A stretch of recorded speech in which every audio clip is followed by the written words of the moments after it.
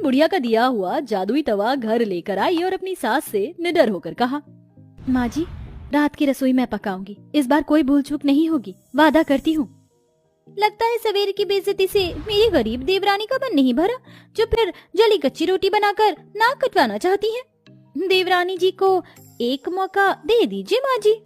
ठीक है, मगर इस बार की रोटी भी तूने जली बुरी बनाई तो मैं तुझे कतई माफ नहीं करूंगी मेरी गरीब बहू।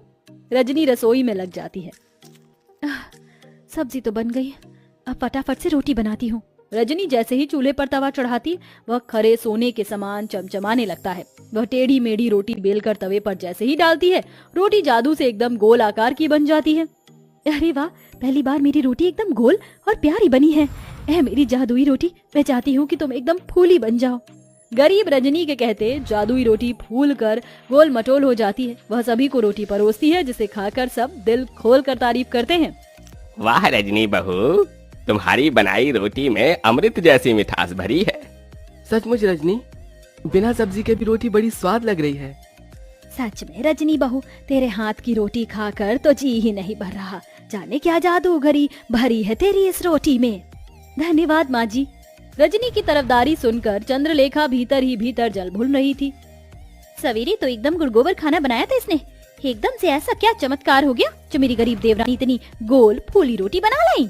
यूं ही दिन गुजरने लगे। तवे के सहारे रजनी ससुराल वालों को जादुई रोटी बनाकर खिलाती। सभी उससे खुश रहने लगे। एक दिन उसके माता पिता उससे मिलने आए। जी नमस्ते। समधन जी, समधी जी, आप दोनों आइए ना। रजनी बहू, देख तो कौन आया है। अपने गरीब माता पिता को देखकर रजनी की आंखों में आंसू छलक आए। माँ, बाबा, कैसे हैं आप? हम ठीक है बिटिया, तुझसे मिलने का मन किया तो आ गए।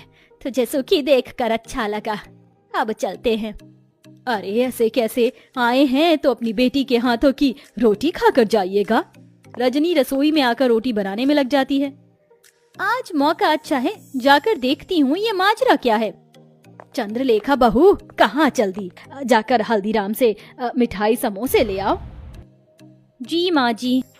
इस गरीब देवरानी की किस्मत इतनी अच्छी है, आज भी बच गई। रजनी फट से अम्मा का दिया हुआ जादुई तवा चढ़ाती है। वह चमचमा उठता है। रजनी बेली हुई रोटी तवे पर डालकर कहती है, ऐ मेरी जादुई रोटी, खूब फूलो फलो। ये कहते ही चमत्कार से जादुई रोटी तवे पर फुदक फुदक कर फूल जाती है। तभी माँ ललिता रसोई में आ जाती है। माँ, तुमने मेरी जान निकाल दी। अरे वाह रजनी, तू तो बड़ी अच्छी रोटी बनाने लगी। तभी जादुई रोटी खुद पर इतराई और कहा, वो तो बनी ही थी, हम जादुई रोटी जो है। ये रोटी बोल रही है?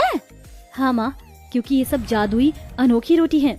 रजनी अपनी माँ को बूढ़ी अम्मा के बारे में सब बताती है, जिसे रसोई के बाहर कान लगाए खड़ी उसकी जेठानी चंद्रलेखा सुन लेती है। अच्छा जी, मेरी गरीब देवरानी की बनाई रोटी जादुई है, अब तो इसका पर्दाफाश मैं करूंगी। हाँ। चंद्रलेखा एक आदमी को पैसे देती, जो भिखारी का भेष धरे उसके दरवाजे पर आता है। बहन, 2 रोटी खिला दो, भूख लगी है, दया करो। रजनी को उस पर दया आ जाती है। ठीक है भैया, जरा देर ठहरो, मैं रोटी लाती हूँ। रजनी रसोई में आकर रोटी बनाती है। जल्दी जल्दी से रोटी बेलकर तवे पर डालती हूँ। वो बेचारा भिखारी कितना भूखा था। चलो मेरे प्यारे तवे, जल्दी से मुझे जादुई रोटी बनाकर दे दो। इतने में चंद्रलेखा सरस्वती को लेकर रसोई में आ जाती है, जहाँ बेलन खुद ही चल रहा था और जादुई रोटी अपने आप ही बन रही थी। देखा सासू माँ, मेरी ये गरीब देवरानी जादूगरी जानती है। पता नहीं क्या टोना टोटका कर रही है, जो रोटी खुद ही बन रही है। नहीं नहीं माँ जी, जेठानी जी मुझ पर झूठा दोष लगा रही है, ये सच नहीं है। अरे मैं जो आंखों देखी देखूंगी उसे ही तो सच मानूंगी ना। रजनी बहू, तू डायन तो नहीं? नहीं माँ जी। अपनी सच्चाई का सबूत देते हुए रजनी जादुई रोटी और तवे के बारे में सब बता देती है, जिससे दूध का दूध पानी का पानी हो जाता है। इसके साथ तवे का जादू भी चला जाता है। चंद्रलेखा बहू, तुमने जलन और बैर में रजनी बहू को गलत दिखाया, और रजनी बहू तो क्या हुआ जो इस तवे का जादू चला गया। अब तुम्हें रोटी बनाना तुम्हारी सास सिखाएगी। माँ जी। रजनी रोते हुए अपनी सास के गले लग जाती है और बड़े चाव से न केवल रोटी बनाना बल्कि सब कुछ बनाना सीख ले